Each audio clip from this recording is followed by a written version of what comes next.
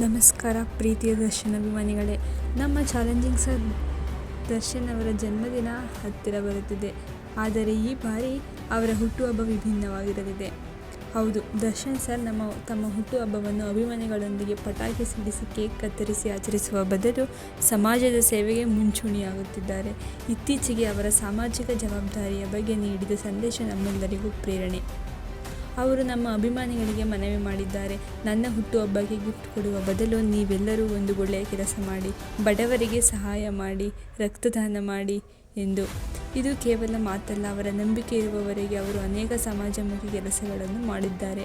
ಅವರ ಅಭಿಮಾನಿಗಳು ಸಹ ಈ ಸಲ ಹೊಸ ರೀತಿಯಲ್ಲಿ ಅವರ ಹುಟ್ಟುಹಬ್ಬವನ್ನು ಸಂಭ್ರಮಿಸಲು ತಯಾರಾಗಿದ್ದಾರೆ.